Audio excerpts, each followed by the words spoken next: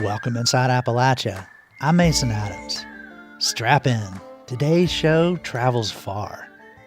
Author Mesha Maren takes us from the hills of West Virginia to the Texas-Mexico border region, the land of the Luchador. El Vengador rolled out and reversed into an arm bar, but Diablo escaped and hooked El Vengador's elbow and pinned it against his back. We'll also hear what West Virginians are doing to help Ukrainian refugees from the war with Russia. We just thought we could just bring people here. And we'll speak with Eastern Tennessee singer-songwriter Amethyst Kia about her approach to mountain music. I always want to make sure that I keep it melodic, keep it melancholic, and keep it weird. You'll hear these stories and more this week inside Appalachia.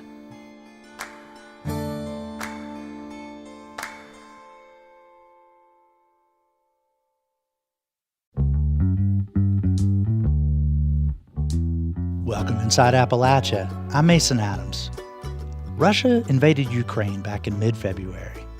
It feels like a long time ago, and yet this war continues. Millions of Ukrainians have fled from the destruction, and now are refugees. A West Virginia interfaith ministry is trying to help and bring some of those refugees into welcoming communities here. But it's a big undertaking, with lots of red tape. Rabbi Victor Urecki is the ministry's director. West Virginia Public Broadcasting's Randy Yohe spoke with Urecki about the Refugee Assistance Project. First of all, tell us about the makeup and mission of your West Virginia Interfaith Refugee Ministry. WVIRM, the West Virginia Interfaith Refugee Ministry, began in October of 2015. We came together when we saw what was going on in Syria, and it was a group of Jews, Muslims, Christians, people of all faiths, many faiths. And what began as a discussion eventually became an organization with the dedication and the mission of trying to bring refugees to our area. And I know you started to get your ducks in a row to try to respond to the Syrian refugee crisis. What happened that made that effort collapse? We just thought we could just bring people here. But we found out we have to work hand in glove with both the State Department as well as one of the 9 non-governmental organizations that are in charge of resettling refugees. So after a year of paperwork, answering questions, interviewing people around the community to make sure that we can do this, we finally got approved in 2016. What we found out is the administration, and every year in October, an administration determines how many refugees can come to the United States. We got approved when it was at 85,000. However, the Trump administration immediately, by executive order, dropped it down to 56,000. We got a call from the State Department that says because the numbers are so low, we were a newest city to come in. We would not be able to resettle anyone, and we've been struggling ever since. President Biden immediately raised that to 65,000. Not as much as we would want, but certainly a significant bump up. He's also now in fiscal year 2022 raised that to 125,000. Well, now you're watching the war in Ukraine. That crisis is just as heartbreaking, and the challenges are perhaps even more complicated. First off, those fleeing their homes in Ukraine are not refugees, but displaced persons. Explain the difference. Most people, when they leave, they're forced to flee out of fear for their lives in a situation like Ukraine, are really displaced citizens. Their intention is not to become refugees. They want to go back home. At a certain point, as the war continues to drag on, as cities become completely devastated and people can't return home, that's when a family has to make that painful decision. What do we do? And then they apply for refugee status, and then hope that they can be resettled in a different country. Talk about the numbers and the passions of West Virginians who want to help bring refugees here. When we could no longer bring refugees into our area, for the next few years, we just became an advocacy group. In 2021, when, as you mentioned, we saw what was happening in Afghanistan, we were starting to get calls from West Virginians saying, these are people that helped our soldiers. They saved the lives of U.S. soldiers that risked their lives. Can we do anything for them? And then, of course, when we saw what was happening in Ukraine, we got inundated with calls, people saying, can we settle them here? The same questions we were asking in 2015. And at that point, we realized we need to see if we can become, again, more than just an advocacy group. Not a refugee resettlement state, but the refugee resettlement city of Charleston. Correct. Talk about that. In our case, we would be working with the NGO the Episcopal Migration Ministry. We need to work within a radius of about 40 miles because what we do is recreate the infrastructure to have a successful integration of all refugees. We have found them an apartment, which is nearby grocery store, which is also nearby employment because they need to be employed within 90 to 120 days. We need to make sure their children are immunized, that there is English as a second language courses available for both the adults as well as children. And we educate our state officials to let them know that. Also the economic benefits of refugees and how they benefit long-term the viability and economic sustainability of any community that they become part of. And there is an economic benefit. What they have done to survive and to get to this country is nothing short of miraculous. They will work hard and their children will work hard. Since 1980, since the Refugee Resettlement Act, not a single terrorist act has ever been committed on U.S. soil by a person coming through this program. They take the jobs because they can pass background checks, they can pass also drug tests. They will work hard. They will see that their children are educated. Suddenly, the next thing you know, their kids are going to colleges and universities, becoming doctors, and integrating fully into American life. What are the salient points? You've talked about the red tape involved, but what are the salient points that must be established to bring refugees to Charleston, West Virginia? Is there affordable housing for the refugees? Are there, for the families, the ability for them to have a community? One of the reasons why I think we're so successful is we have a very vibrant Muslim community here in Charleston. Will there be legislation that might hurt refugee resettlement status? Are there schools nearby for the children? Are there grocery stores? Do we have the transportation necessary? Is there enough medical situation for them to be able to, again, both have their children vaccinated, et cetera? What are your aims and goals moving forward? So we want to build interest and capacity. I think long-term, again, is to save lives. And hopefully by 2023 sometime, we will be able to resettle refugees here in our area and show what refugees can do positively in our community. When I explain what refugees can do for our city and for our state, you seem to have that, you get from people this idea of, I want to help. And not only just because it's the right thing to do, but it's also the right thing for our state. That was Rabbi Victor Urecki, speaking with government reporter Randy Yohe. Urecki has been rabbi of Charleston's B'nai Jacob Synagogue since 1986.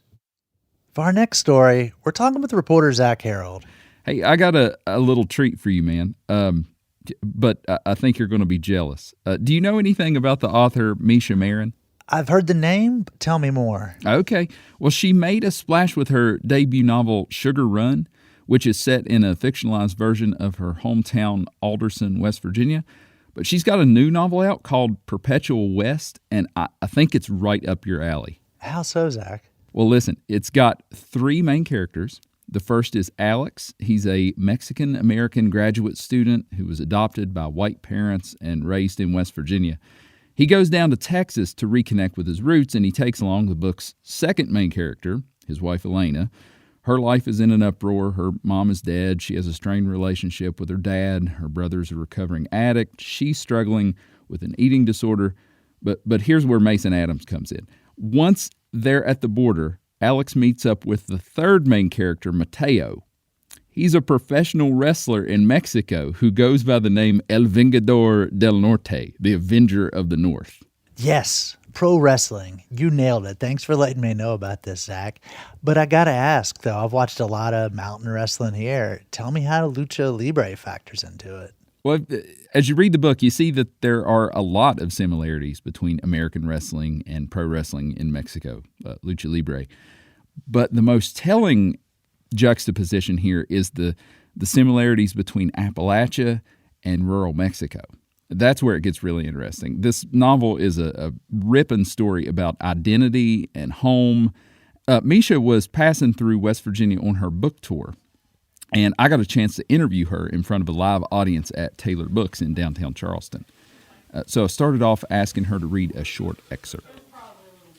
Usually, a fight was one long moment of total focus. But now, suddenly, he was separated. He was Mateo watching El Vengador move this body. He tried to shake it off, but the bell had already rung, and immediately, Diablo had him down in a leg lock. El Vengador rolled out and reversed into an arm bar, but Diablo escaped and hooked El Vengador's elbow, and pinned it against his back. This was what Diablo loved to do, keep the fight down on the mat as long as he could to prevent El Vengador from the high-flying acrobatics that the crowd so loved. They rolled together across the canvas until El Vengador slipped away and leapt up, taunting Diablo as he climbed to the third rope. Once up there, though, he froze. You couldn't stop in a moment like that or you'd lose all nerve, but there he was, stunned and swaying in the corner while Diablo grabbed at his legs. He leapt over Diablo's head and landed clumsily.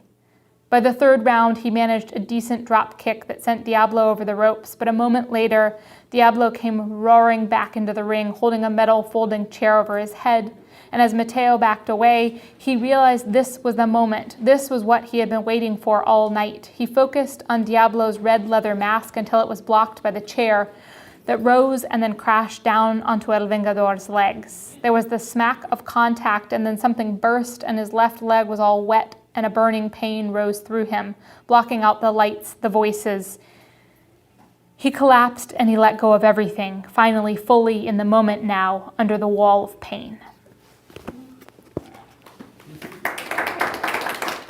It's so interesting, the melding of Appalachia and Mexico and academia and wrestling. Like, it's so interesting, such an interesting stew that you've made here. Where did all of these elements start coming together for you?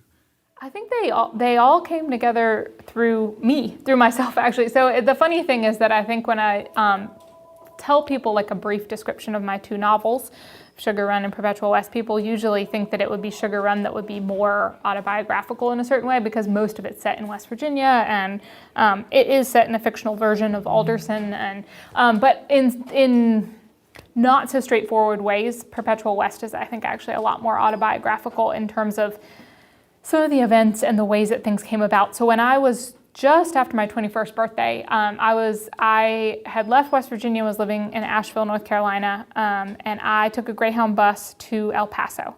And at that point, I was moving out there. I thought I was just moving out there for a little while because I wanted to be close to a woman that I'd fallen in love with who was doing a study abroad program in Ciudad Juarez. And she was already out there. She'd already started her classes, and I was tied up loose ends in Asheville, took a bus out there. And when I arrived out there, she really wanted to introduce me to this new friend that she had made.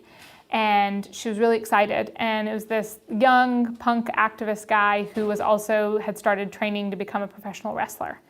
And long story short, she left me for him. Which was a tale as old as time. She yes. leaves you for the pro wrestler. Exactly. Which we've all been there. Yes. And I actually tried to write about it in kind of a non-fictional way, like from my own perspective, this, whatever, for years. And I don't know why, it just didn't work out. It didn't come out right. It didn't sound the way that I wanted it to, and I couldn't make it work. And so I put it aside and I worked on Sugar Run. And some of the themes, some of the ideas, some of the aspects of like living there on the border or the professional wrestling just stayed with me, and I kept wanting to write about them. So I was like, well, maybe I'll try this from a much more fictional angle. Instead of trying to write what happened to me, let's just take these different pieces and stir them up. There are some definite similarities between those two places. I mean, people do not understand Mexico. People do not understand West Virginia, and it takes somebody who is from there to tell you about it. Did that enter into the thinking of using these two locations to set your novel in? Yeah, and I think particularly in that border region, there's so many similarities that come down to West Virginia and the border region. There are definitely considered places where, yeah, if you're smart, if you're talented, fill in the blank there, then you get the hell away from there. And that's the narrative. And I started to realize that was so true about both places. And the inverse of that, of course, is that those of us who do love places that are hard to love, we love them really, really, really fiercely. And there was also a line about Elena. Somebody brought up like, oh, you're just an Anglo writing about Anglos writing about Mexicans. Yeah. There was an awareness to that in your book. And we see that so much in West Virginia. Yes. People coming and trying to tell stories that they can't fully grasp. Were you anxious at all about setting something in a place that I mean, like you said, your first novel was a fictionalized version of your hometown. Who better to write about it than you? But this is breaking outside that. If I was going to do this, it was really going to be a novel, and I was really going to try to put it out into the world, then I was going to have to own the fact that I was writing about a place that I don't have ownership over. I'm not from northern Mexico. I'm not from Texas. I'm not, I lived there for a little while, and I went back out and did a lot of research, but there's only so far that research can really get you. And so I realized that not only did I need to own that fact, but also that I was dealing with characters in the novel who could plausibly connect to those questions. And so I'd rather put it in there and have my readers kind of chew it over and think about it than to try to hide from it.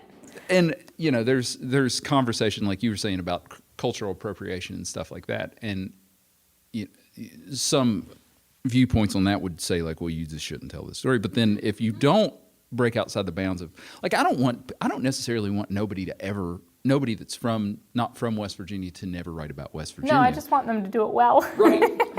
Right, which is then I laugh because I'm like, how do we define that, right? Like, I could read a book by, somebody from wherever written that I define myself as being well written about West Virginia. I could be happy with it, but you might read it and be like, no. Yeah, right. It's a minefield. Yeah.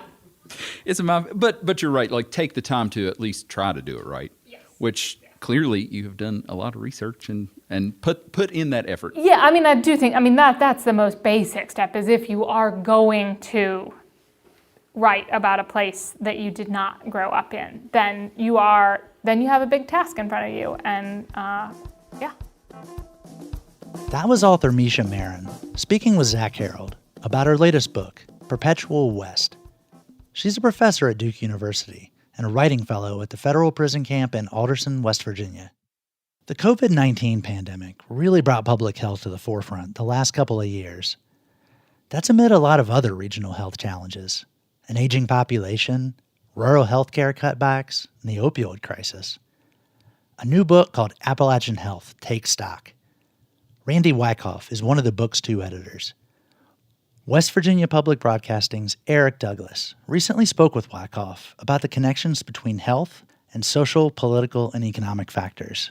The word that used in your book is that it's not monolithic, but we still do think of Appalachia as a bit of an island within the middle of the country. Let's talk about that just for a second. Why is Appalachia this sub-region within the country that spans 13 states and 400 counties, over 400 counties, something? Yeah. I think the way I think about Appalachia is that many of the health challenges that face the country are simply more concentrated in Appalachia. Poverty, lack of educational achievement, lack of access to healthcare, poor health behaviors. And there are reasons why that has happened. But I think, for me, understanding Appalachia helps you understand the health challenges of Americans everywhere. It's not that our problems are unique. It's not that we're unique. We're not different necessarily. But we have this series of health challenges that are worse here. And if we understand and can deal with the health challenges of Appalachia, we can deal with them anywhere. At the beginning of the book, there's a list of health outcomes that in the United States as a whole are lower than adverse birth outcomes, injuries and homicides, adolescent pregnancy, things that are within the United States are lower than the rest of the industrialized world. But then you say that in Appalachia, they are even lower. Why do you think that is? Why is it a problem in Appalachia? Well, I think the way I think about it is that most of what we see in Appalachia is the result of multiple intergenerational cycles. Right? So we know that if you're born poor, you're likely to stay poor. We know if your parents are less educated, you're likely to be less educated. We know if your parents are smokers or obese, you're more likely to be smokers or obese. And these cycles get worse and worse over time. And in fact, in our country overall, the gap between rich and poor has been widening for over 50 years. So part of what we're seeing in Appalachia is the outcome of these intergenerational cycles. And I think the reason the US ranks worse than other countries is because we have so much diversity in our health outcomes within the country. So we've compared Central Appalachia to the non-Appalachian counties in the same 6 states of Central Appalachia, and they're less healthy.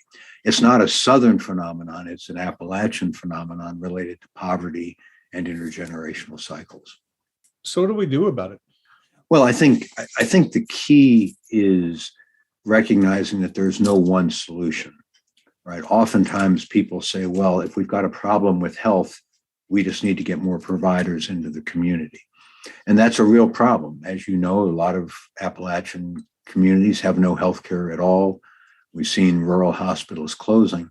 But the real secret to improving health long term is economic development, jobs, education, and changing behavior.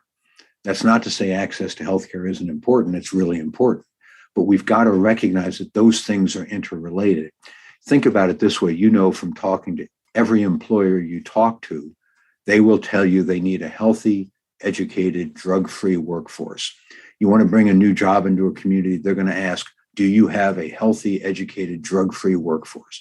And those are so interrelated that what we've got to do really is get those folks that are working on the education side, those folks working on economic development, those folks working on behavior change, get them to work together. That's really the secret to improving health in Appalachia, in the Southeast, in the U.S.-Mexico border region, everywhere in our country. If we can't do those things together, we're not going to change health outcomes.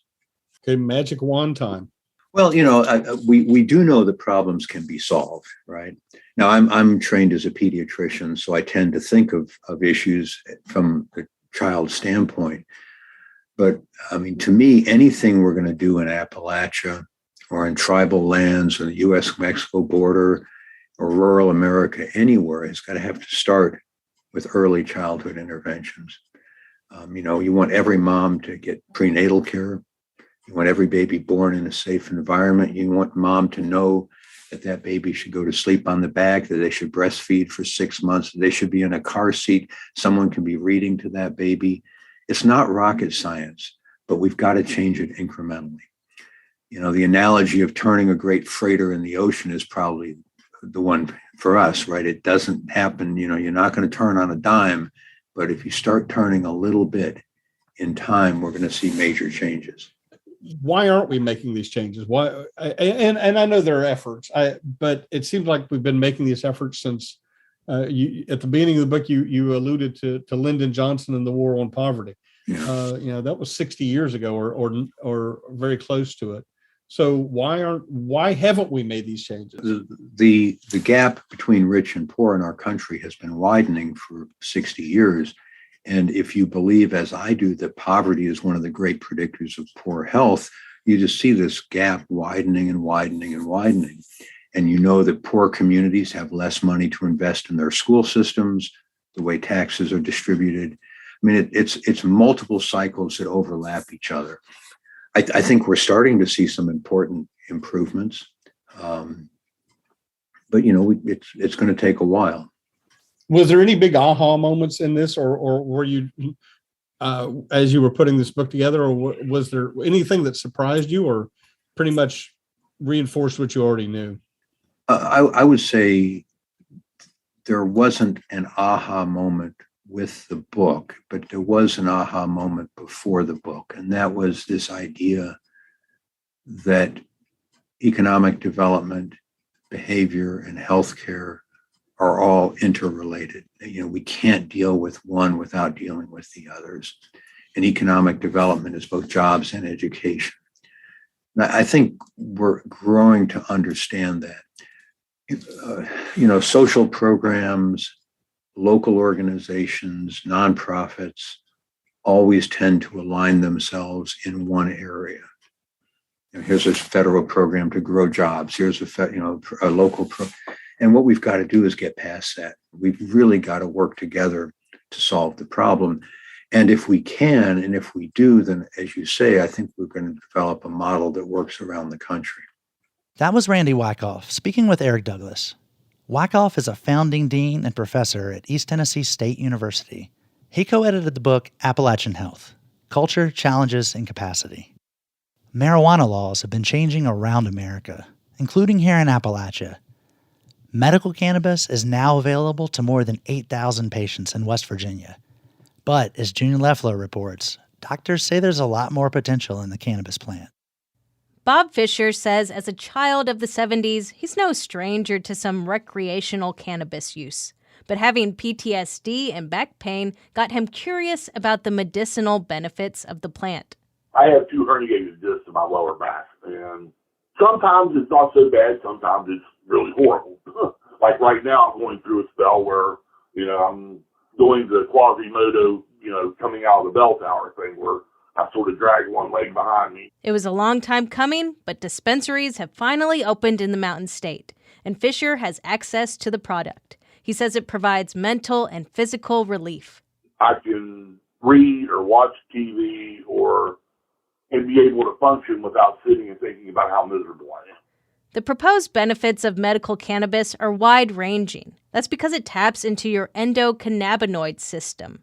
Much like your nervous system, it impacts every part of your body. I think within the next decade, we'll see a whole new host of uses for medical cannabis. That's Dr. Meredith Fisher-Korn. She created the curriculum every doctor in West Virginia must take before they begin recommending cannabis. She's an expert. Every day, I read through the medical literature and I examine the medical cannabis studies. I do. She's watched the research grow in recent years. The findings point to a wider use for medical cannabis than what's approved by the Food and Drug Administration.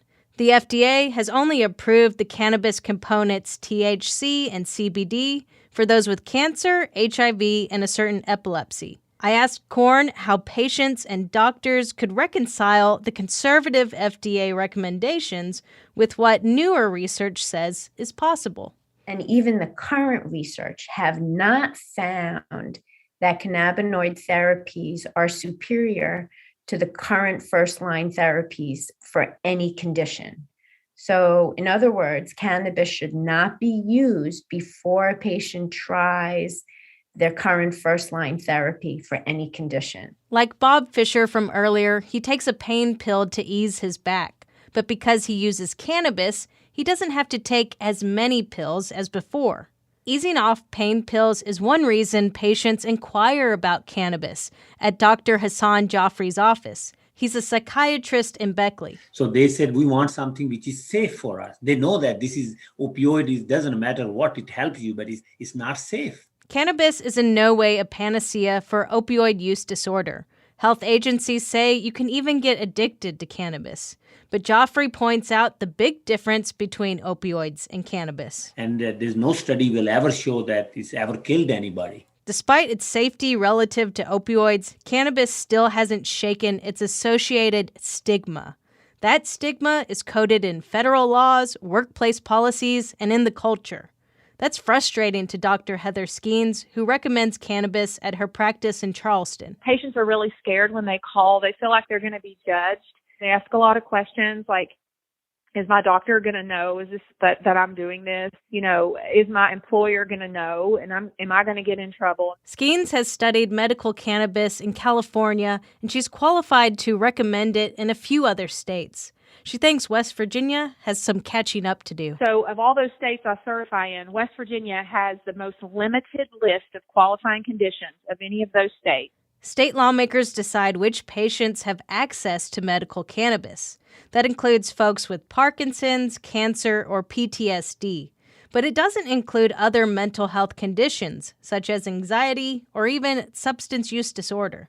Skeens says West Virginia just thinks about cannabis differently than other Western states. Whereas if I talk to my patients in Montana, these people over there, they're so accustomed to cannabis being a normal treatment. On this side of the U.S., there's still a large stigma around it. Rules on medical cannabis haven't changed much since the law was passed in 2017.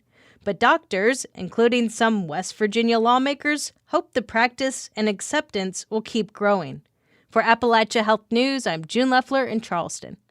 Appalachia Health News is a project of West Virginia Public Broadcasting, with support from Charleston Area Medical Center and Marshall Health.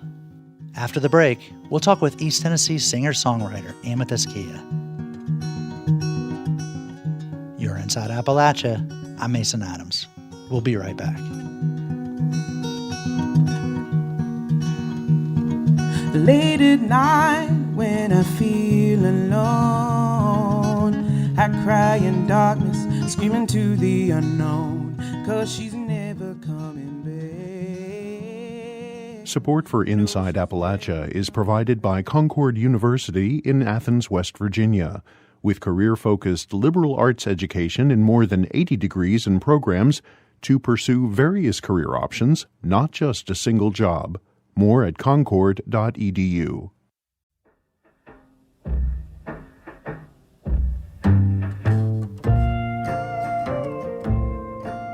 Amethyst Kia grew up in East Tennessee and self-released 4 albums before Rounder Records put out Wary and Strange in 2021. It's a personal, soulful record. Kia writes witty lines, wry observations, and occasionally, like on this song, Black Myself, these searing, anthemic lines about identity. I don't pass the test of the paper bag, 'cause I'm black myself. I pick the banjo up and they stare at me, 'cause I'm black myself. You better lock your doors when I walk by, 'cause I'm black myself. You look me in my eyes, but you don't see me, 'cause I'm black myself. I recently spoke with Amethyst Kia. She told me that music has been a part of her life since she was a child. Music's sort of like drawn me into this really magnificent space where I can kind of like disappear into another world. And when you come out of it, you come back to the immediate world and it gives a new perspective on the world, which is what art's supposed to do, you know? But to experience art in that way has always been really, really powerful to me. And it's been the backdrop throughout my entire journey of identity and self-discovery and all that kind of stuff. So I love that description of music as taking you to another world, because honestly, that's what it sounds like listening to your music. It goes a lot of places, but it's all really personal, you know, and Wary and Strange in particular is such a personal album. And with it coming out the way it did, I think most people are hearing it in their homes or in their headphones. I'm curious what it's been like as the world has opened back up and you've been going back to playing live again. Getting back into performing, I was at that point where I was like, man, I am really, really missing it, like a lot. And then once I performed, it just really kind of hit home how much I really needed this. You know, I'm a pretty introverted person. I think introverts probably fared a little bit better during quarantine than more extroverted people. But the thing is it really made me realize, yeah, I still need live performance. I mean, I liked the convenience of being able to work from home, but getting out on the road and playing in front of people, like that's definitely something that I still want in my life. Being able to see the faces of the people enjoying your music, there's really nothing like it. You grew up in East Tennessee, which has ties to the earliest recorded country music. Is that heritage and that history something you consciously think about or put into your music? It underlies everything that I do.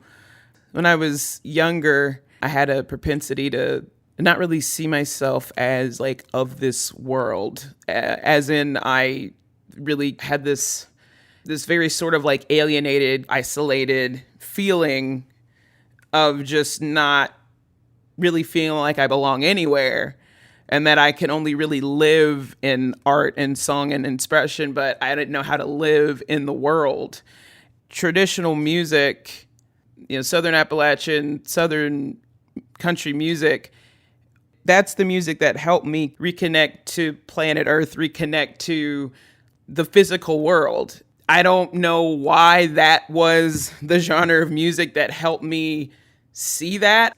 And I've never quite described it in that way before. So this is the first time I've ever described that connection in the way that I'm doing it now. So now I'm going to ponder on that. But once that helped me ground my sense of self, then things really started to kind of open up to where I was starting to see how I fit into the rest of the world, how the things that I say and do have impact in other people's lives, whether I realize it or not.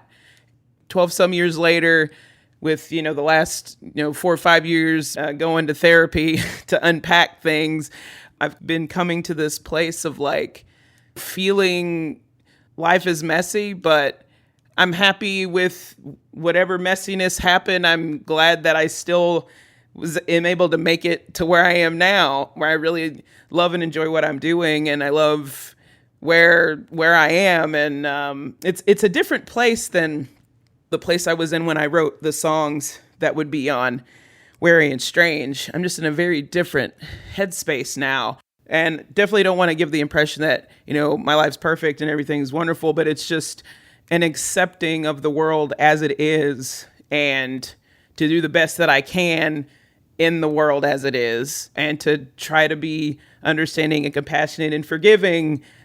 Yeah. Thank you. What an answer. That was awesome. Black cultural contributions have constantly been erased, and that's especially the case with roots music. So I'm curious what your experience has been like and how that plays into how you approach songwriting and making music. I feel fortunate that the way that I was introduced to traditional music was in an academic setting. Because I was in the academic setting, because I was with faculty that were aware of the Black erasure of history. And so when I came into the program because of my interest in the music, I already had people immediately that were like, this is awesome. And from the get-go did not make the distinction between, oh, well, only white people do this. When I was younger, a lot of the music I listened to was like Green Day, Blink-182, will later on go on to be like Tori Amos and Bjork and Radiohead, a lot of alternative artists. So when I started learning about old time music, it also created another connection to where the music that I was listening to, I'm essentially listening to the origins, the ancient music of America, So that was also cool to make that connection. Yeah, I mean, I kind of want to continue a little bit because, like the first listen to that album, I pick up a banjo and they sneer at me line, like was what jumped out. And like that whole song is just an anthem. It's full of like these wry, I mean, honestly, your whole album is full of wry, clever lines, but like that one has a lot of good lines, especially. Can you talk about that song a little bit and a little bit of how you wrote it and kind of what response you get from it on the road when you play? Yeah, sure. So yeah, with that line, and pick the banjo up and they stare at me, it was in reference to the beginning of the commercial recording industry when there was hillbilly records were white people playing string band music, and then race records was everything else. If you were black, it was a race record. It didn't matter what you were playing. But then it got to the point where no one wanted to record black string bands because they didn't think white people would listen to them playing it, even though everybody played it. So that was a nod to that. And it was also a parallel to what I would experience in my own life, which was, if we look at that, a person literally having to stop recording a certain kind of music because you weren't accepted as part of that canon, to me now bringing in a banjo and a guitar to a gig and seeing some people kind of being like, what's happening? Who is this? Why? Like, they literally, most of the people had never seen a black person holding a banjo in their life. But then when I would perform, that disarmed a lot of people. And then people would ask me, well, how'd you get into bluegrass? Or how'd you get into country? I didn't necessarily take it as malicious. It was like, well, you're black. I've never seen a black person playing this music. I didn't know black people listen to this music. So it was just sort of a thing of like, just being incredulous. And because fortunately, the way that I got into the music was when I was reading about the history of it. That's how I tie that into the conversation I'm having with that person. And then a lot of the time they'd walk away being like, wow, I had no idea. And lots of really amazing teachable moments happened.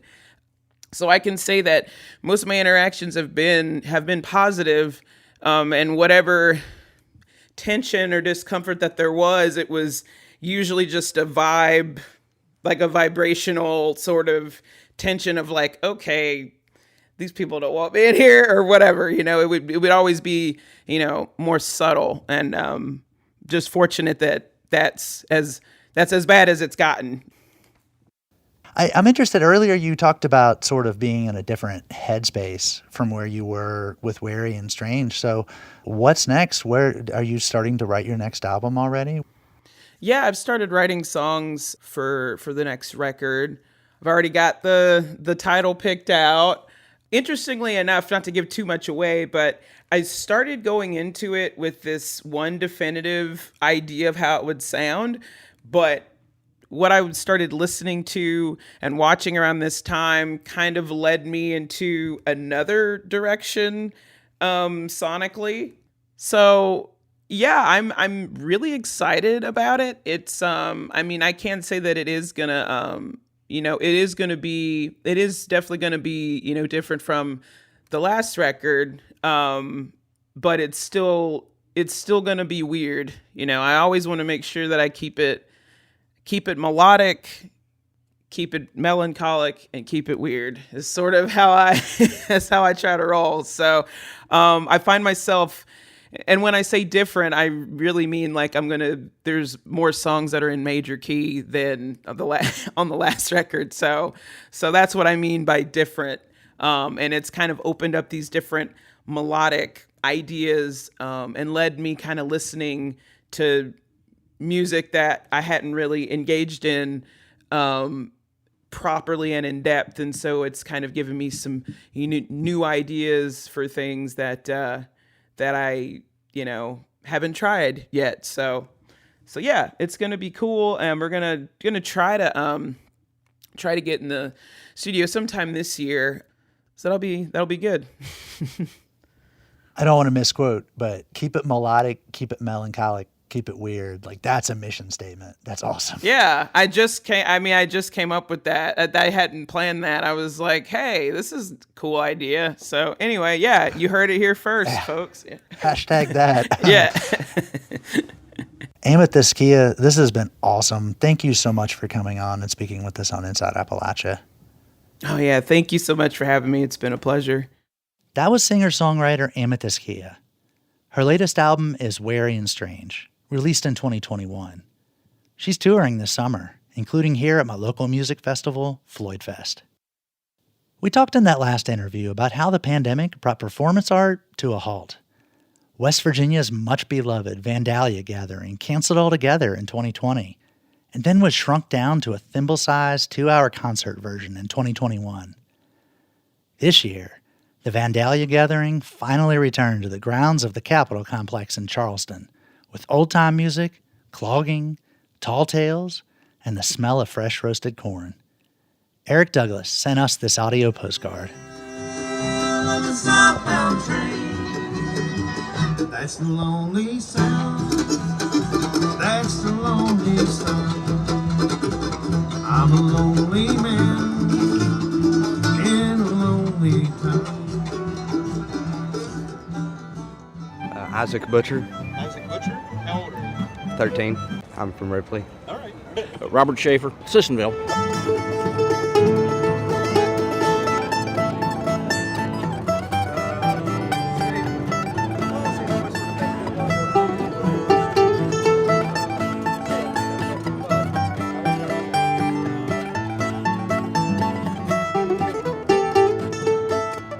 Yeah, I'm a DJ Cassinger, and that's my dad, Dan Cassinger. Nice to meet you, bud.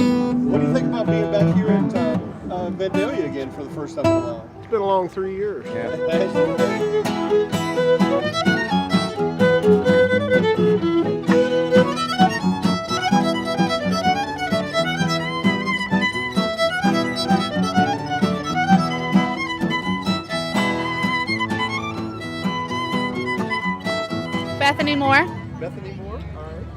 Why is it important for you to bring your family out here? Because it's important to honor West Virginia culture. And this is a festival for that. What's your favorite part of Vandalia? Probably the instruments and the clogging. And the clogging? Yeah. We're not doing it right now. No, they're in the building. Oh, okay. Yeah.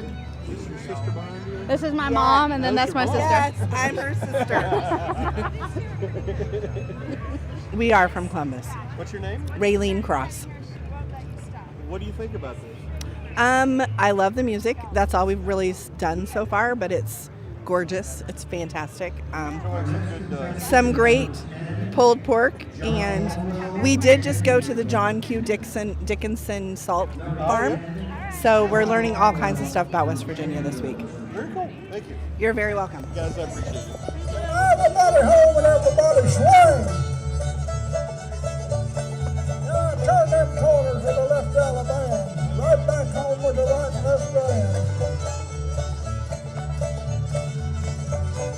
Pass your partner when you leave her. Say, howdy, partner.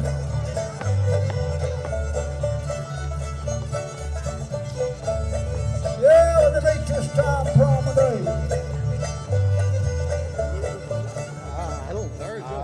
Wandered far away from God. Now I'm coming home. The paths of sin I've trod too long. Lord, I'm coming home. Coming home. Coming home. Nevermore to roam. Open wide thine arms of love. Lord, I'm coming home.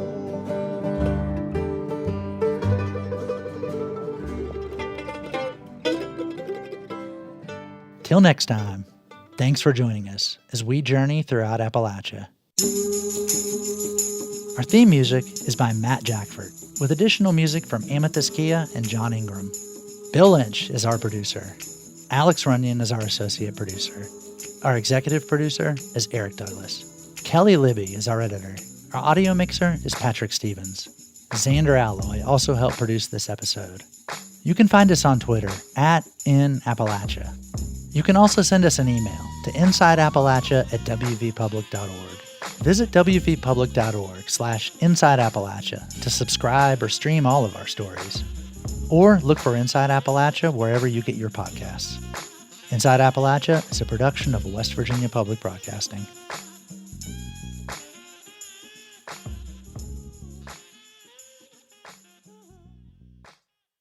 Support for Inside Appalachia is provided by Concord University in Athens, West Virginia, with career-focused liberal arts education in more than 80 degrees and programs to pursue various career options, not just a single job. More at concord.edu.